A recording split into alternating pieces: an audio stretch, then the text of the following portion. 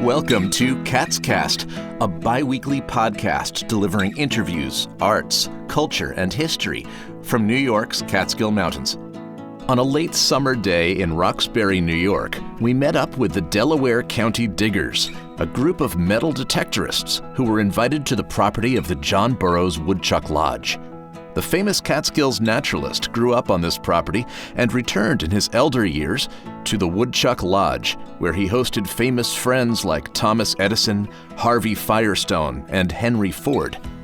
There's plenty of history here on the property, and with metal detectors in hand, Jason Schwartz, Chris Altman, and Kim Altman set out to see what treasures might lie just under the surface. My name's Jason Schwartz. I'm from Walton, New York, originally from Trout Creek. We started Delaware County Diggers in 2017. I'm the board president for the Walton Historical Society. We love doing these sort of things, meeting new people, and we like doing talks for kids and just looking for things for people, historical places. I'm Chris Altman with Diggers, and my wife and I are from East Meredith, New York. And we've been doing this about 12 years. Every year we go to England and do metal detecting over there, which is a lot of fun. In this hobby, we just love talking to homeowners and getting to know them better, and we've made a lot of friends through that. I'm Kim Altman, and I've been digging probably about as long as Chris, although I started out digging as holes, and then I decided I needed to get a detector for myself. So I've had a lot of fun with it, and it's great fun to just get out in the fresh air and do something in nature and also find some amazing treasures. I'd like to find something that even if it's not John Burroughs' in particular, just something that's Burroughs related to the family. That'd be pretty epic. Just a few minutes into the day, Kim made a front lawn discovery. So I just found something really cool here. I'm pretty much right in the left side of the house. I don't know if you recognize it, but it's part of a crotal bell, C-R-O-T-A-L, sleigh bell, jingle bell. And so this would have been worn by around the neck of an animal, or it would be on a sleigh back in the late 1800s, just so that you would know that a vehicle was approaching, and it would jingle. So they're also called jingle bells. This is a small one. We've gotten them as big as like a baseball or a softball size. So this is pretty cool. This is definitely of his era. So I'm pretty excited about that. The detectorists sweep the grassy earth with their metal detectors, and when the audible beeps signal something worthy of further investigation, they break out a shovel and a Garrett carrot. So this is what's called a Garrett carrot. It's about the size and shape of a carrot, and it's orange, made by Garrett. They're the most well-known type of pinpointer. A pinpointer just helps us, we find it with the metal detector where we're going to dig approximately, and this, once we've had the hole open, just helps us get closer to it and do it really efficiently and quick. And also when we're detecting these houses, if it's an 1800s house, we kind of know some of the objects we might find. Iron objects could be a horseshoe or an oxen shoe. We find a lot of harmonica reeds. We might find musket balls. When you're doing this long enough, you just kind of know the contemporary objects that people would have lost outside.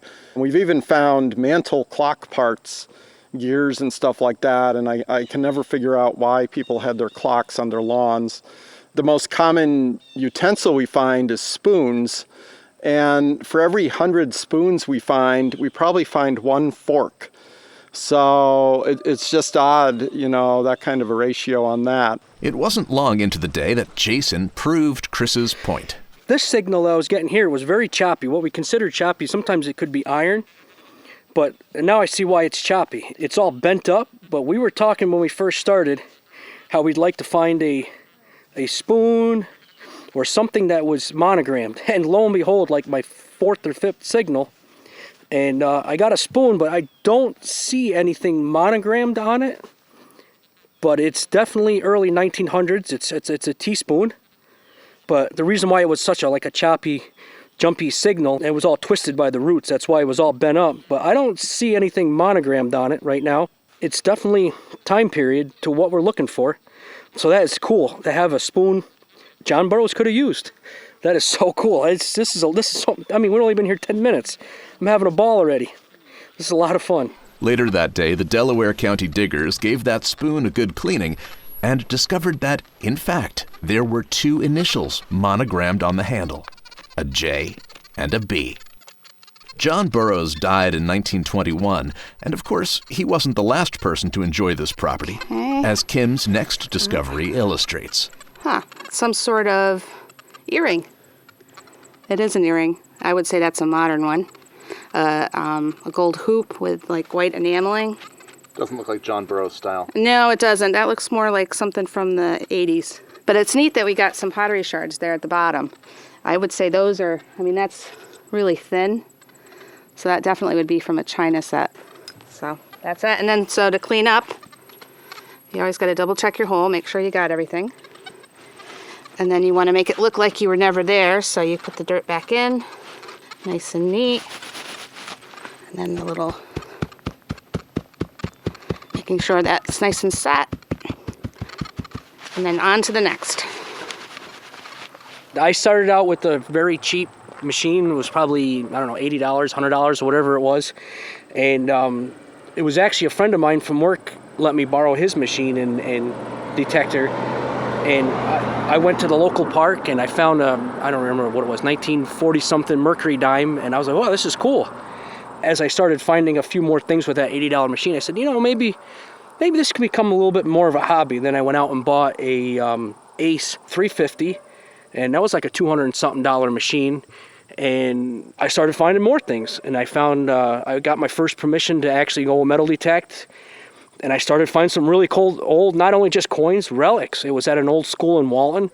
And I was finding some really amazing things. And the homeowner was appreciative, and that's how I got involved with the Walton Historical Society. And then from there, I upgraded to what I have now, which is the Garrett AT Pro. When we first started detecting, we got a bounty hunter, which is probably the lowest level machine. It's like, $100. And we were hunting a field. There had been some relics coming up, but we didn't really think we were going to find anything. The problem with the low-end machines is they pretty much beep for any kind of metal that's in the ground. So you're going to find a lot of iron, and a lot of beginning detectorists get a little frustrated with that until they upgrade. A few years later, for Christmas, Kim bought me a higher level detector. It was a White's XLT. And we were detecting on my dad's property in the Catskills. There had been old logging trails and an old schoolhouse on the property. And I got a pretty good signal, and it was an 1817 large cent. It was an incredible find, and it was our first coin. And from that point on, Kim and I were totally hooked on the hobby. It's really amazing how one little object like that can totally change the direction of your life. And we preach this. It's not just the shiny things that we get out of the ground, meaning coins. It's the artifacts you unearth. It's a spoon with the homeowner's engraving on it. Everything we find, we either give back to the property owners, or like for today, we give it to them to put on display. We're not in it for any money. We're not in it to make any sort of money. If they don't want it, we either keep it for our personal collection, or the stuff that I find personally, I put it on display at the Walton Historical Society. When you buy an old house, the objects that the people used back in the 1800s and 1700s are still preserved under the ground. And you can find the old jewelry that people wore, an old Civil War button that a soldier wore, or stuff like that. So it's nice to keep these objects with the house, and people do put them in display cases, and they show people when they're having a party or whatever. And it's just really nice to tie it to that house and to have those interesting objects. Some of the most meaningful discoveries can be tied to more personal connections. I was on my dad's childhood home, and I got a pretty good signal, and it was one of those lead Native Americans from like the 1950s, and I showed it to my dad, and he said that was a toy I had played with. So I actually unearthed his toy, and the last person to have touched that was my dad, and the next person was me. So that was pretty exciting. The key to do this is to try and get it out without getting too close, but just close enough. The soil's been pretty good, I'm surprised. Delaware County is known for having very rocky soil. Well, this may be not very interesting. Okay, so that's just a piece of lead. Lead was pretty much the duct tape of the early 1900s, so you find that a lot. They would use it for everything from mending a pot to just roofing kinds of things, any place that you just needed to have something that you could bend and then use. This is a good signal right here. I've been getting a lot of what we consider midtones, which are, on the Garrett is like 40s to high 60s. But I have a signal here that is amazing. This signal right here, it's a nice signal. While Jason digs, a quick word from our sponsors, the Central Catskills Chamber of Commerce, providing services to businesses, community organizations, and local governments in the Central Catskills region. Follow the Central Catskills Chamber of Commerce on Facebook and sign up for a weekly email of local events at centralcatskills.org. And by the Catskill Center. Founded in 1969, the Catskill Center is committed to the protection and preservation of the environmental, cultural, and economic resources of the Catskills. They believe that the vitality and prosperity of the Catskills depends on wise stewardship of our natural resources, thriving local communities, and robust collaboration with others.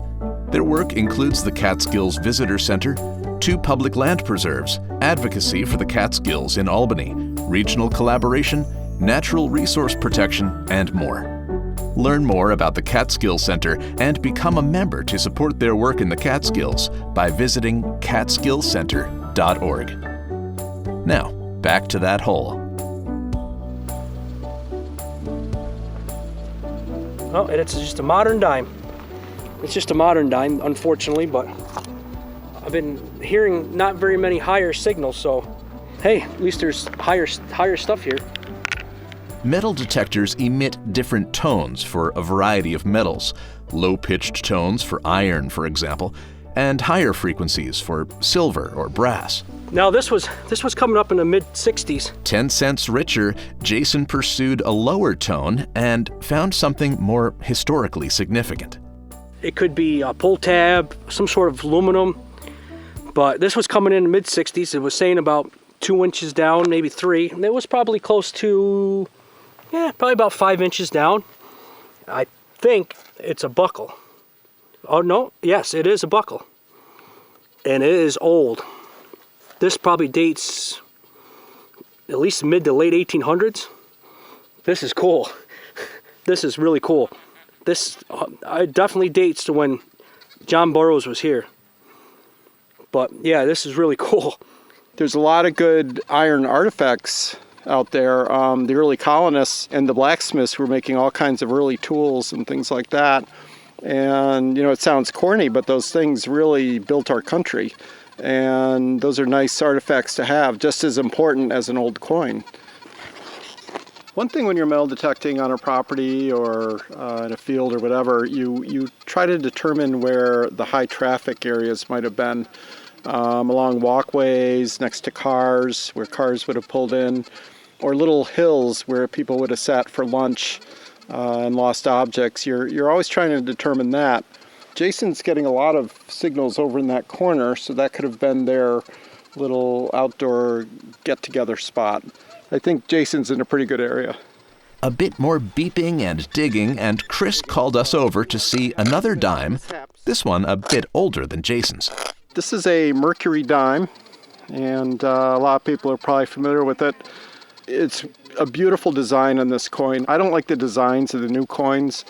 I liked when they used Lady Liberty. They've used Lady Liberty for years and years, since the 1790s. And even the Indian head penny is Lady Liberty in a headdress. It's not a man. But the mercury dime, it's fun when you get to the bottom of the hole and you see silver peeking out. It is a little treasure that you've just unearthed.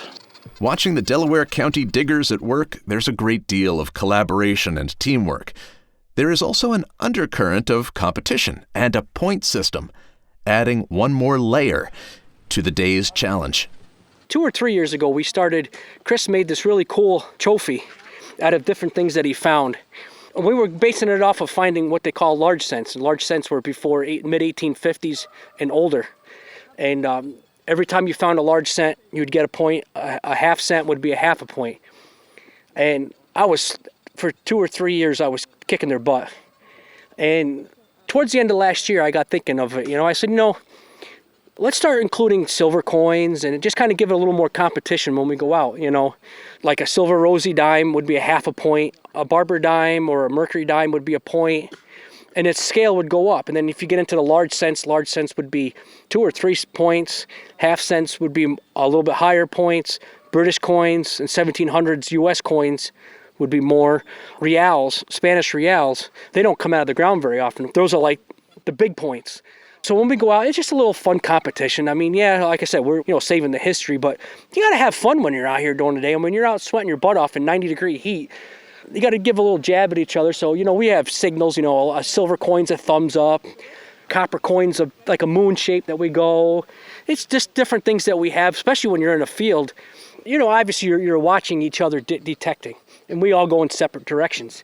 But then if you notice somebody's in the one spot in one area, especially Chris, he'll start migrating towards you a little bit.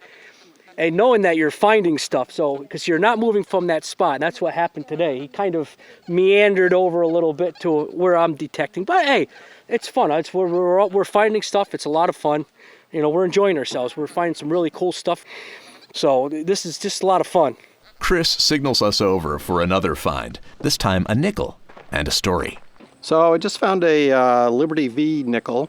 It has Liberty on one side with stars, and then it has a Roman numeral V on the other in a wreath. First you had the Shield nickel, and then the Liberty V nickel, and then the Buffalo nickel, and then Jefferson.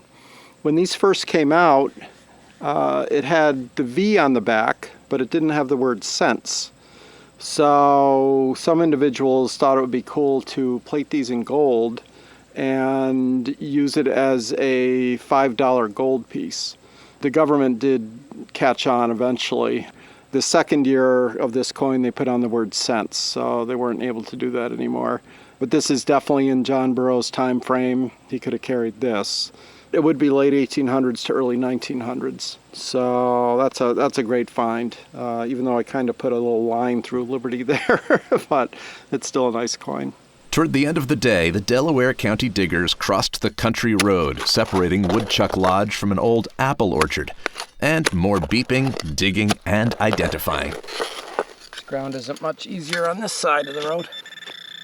When settlers first set up homesteads and things, the government said you have to plant an apple orchard because that meant, they were going to stay and they were committing to the land. So that's why you'll see apple orchards near some of the older homes. And of course, apple trees aren't native to the United States. They're from Russia, actually. Back in the day, the apples were not really used for pies as much. They were used for making hard cider. It's tough digging down here. You get your workout, that's for sure. I got a couple of flat buttons. They're not very big. And I got a cool piece of iron. It is hard digging. There's a lot of rocks. But there's stuff down there. All kinds of stuff, but a lot of rocks. At the far end of the orchard, Kim found one more coin, and we peeked over her shoulder as she attempted to identify it. It's nickel size. It's got a darker patina, so I'm suspecting that it's like what Chris found up there, like a Liberty V. Could be a Shield nickel. Could be a token too, but I don't think so. A lot of times with these copper coins, they don't come out looking so great. If you just let them dry a little bit, the detail will start popping out. To be identified. On our way out of the orchard, Jason showed us a small piece of silver he'd found, engraved with a name. Not John Burroughs, but a Dr. Barris. Dr. Clara Barris, in addition to her own accomplishments as a medical doctor and author, was John Burroughs' official biographer, literary executor, and longtime companion. This artifact, along with bells, buckles, buttons, and yes, spoons, can be found on the Delaware County Diggers Facebook page and will be put on display for future visitors to Woodchuck Lodge in Roxbury, New York. Check out Chris Altman's book, From the Ground Up, Musings of an Upstate Metal Detectorist, at fromthegroundup.shop. For more on the John Burroughs Woodchuck Lodge and to make a donation toward its preservation, visit jbwoodchucklodge.org. Cats Cast is a production of Silver Hollow Audio. Please don't forget to subscribe, and we'll see you again in 2 weeks. I'm Brett Barry. Thanks for listening.